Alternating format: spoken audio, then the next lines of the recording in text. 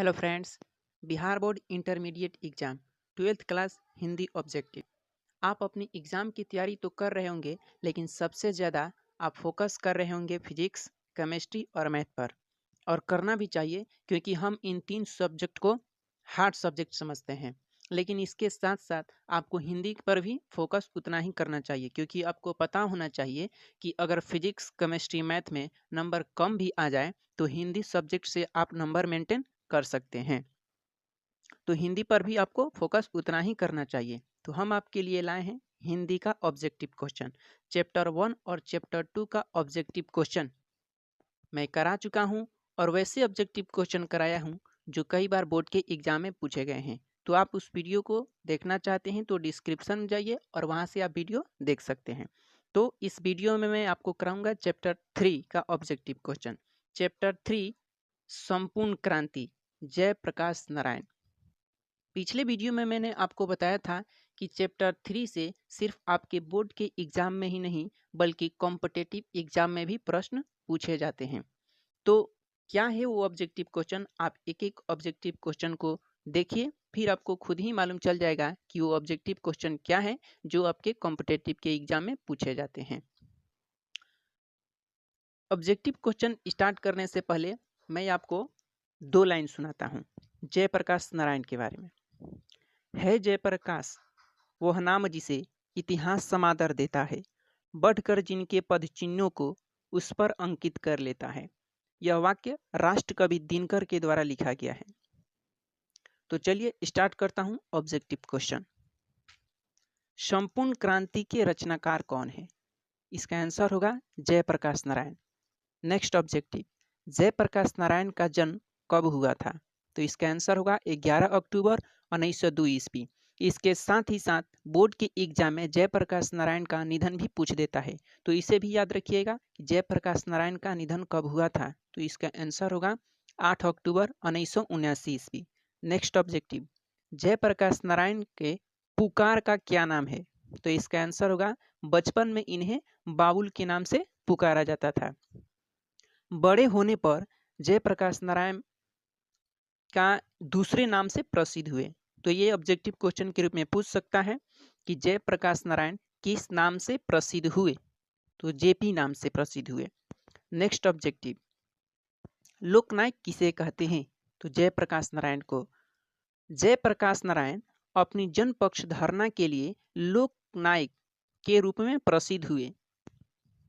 और इसी से रिलेटेड ऑब्जेक्टिव क्वेश्चन पूछ सकता है कि लोकनायक किसे कहते हैं। तो मैंने आपको पहले ही बता दिया कि लोकनायक जयप्रकाश नारायण को कहते हैं। नेक्स्ट ऑब्जेक्टिव, जयप्रकाश नारायण के माता पिता का क्या नाम है? तो इनकी माता का नाम फूलरानी देवी एवं पिता का नाम हर्षु दयाल। नेक्स्ट ऑब्जेक्टिव, जयप्रकाश नारायण राय के पत्नी का नाम क्या था? तो जयप्रकाश नारायण के पत्नी का नाम प्रभावती देवी था।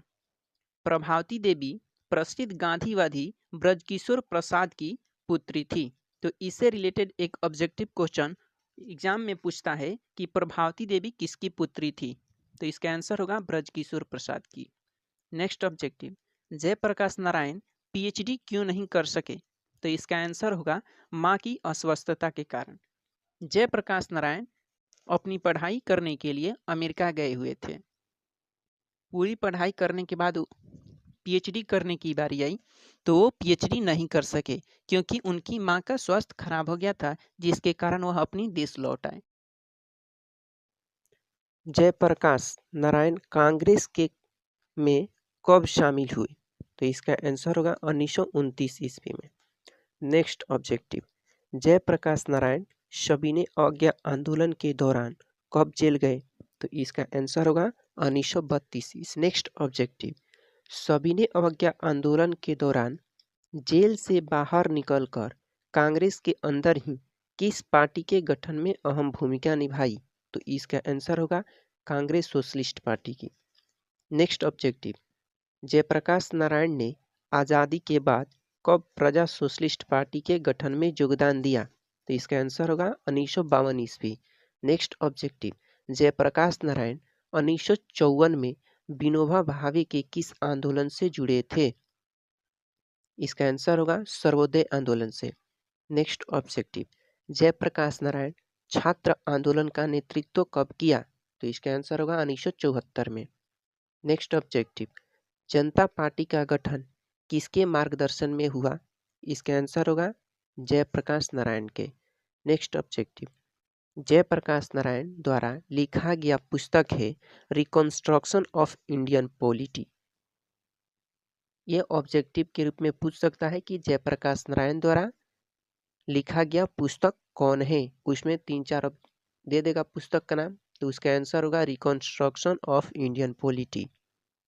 नेक्स्ट ऑब्जेक्टिव, जयप्रकाश नारायण को 1965 में समाज सेवा के लिए मैग्सेसे सम्मान मिला और 1998 में भारत रत्न से सम्मानित किया गया। इसमें 2 ऑब्जेक्टिव क्वेश्चन बनेगा। पहला कि जयप्रकाश नारायण को भारत रत्न कब मिला? तो 1965 में। और इसे मैग्सेसे पुरस्कार कब मिला समाज सेवा के लिए? तो 1965 ईस्वी में मैग्सेसे सम्मान और भारत रत्न 1998 में। इसे सुधार लीजिएगा। जयप्रकाश नारायण द्वारा लिखा गया संपूर्ण क्रांति क्या है? तो ये ऑब्जेक्टिव क्वेश्चन कई बार एग्जाम में भी पूछे जाते हैं, तो इसका आंसर होगा भाषण है। नेक्स्ट ऑब्जेक्टिव, जयप्रकाश नारायण द्वारा संपूर्ण क्रांति वाला ऐतिहासिक भाषण कब और कहाँ दिया गया? तो इसका आंसर होगा 5 जून 1974 ईस्वी में, और ये पटना के गांधी मैदान में दिया गया। नेक्स्ट ऑब्जेक्टिव, जयप्रकाश नारायण द्वारा संपूर्ण क्रांति वाला ऐतिहासिक भाषण किस आंदोलन के दौरान दिया गया? तो इसका आंसर होगा छात्र आंदोलन। नेक्स्ट ऑब्जेक्टिव, संपूर्ण क्रांति भाषण स्वतंत्र पुस्तिका के रूप में कहाँ से प्रकाशित है? तो इसका आंसर होगा जनमुक्ति पटना से। नेक्स्ट ऑब्जेक्टिव, युद्ध फॉर डेमोक्रेसी में क्या बताया गया है? तो इसका आंसर होगा लोकतंत्र में जीवकों का क्या रोल है। नेक्स्ट ऑब्जेक्टिव, छात्र आंदोलन का नेतृत्व करने के लिए जयप्रकाश नारायण छात्रों का आग्रह कहाँ जाते समय स्वीकार किया? तो इसका आंसर होगा बेलौर जाते समय। नेक्स्ट ऑब्जेक्टिव, लेनिन का निधन कब हुआ था? तो इसका आंसर होगा 1924 में।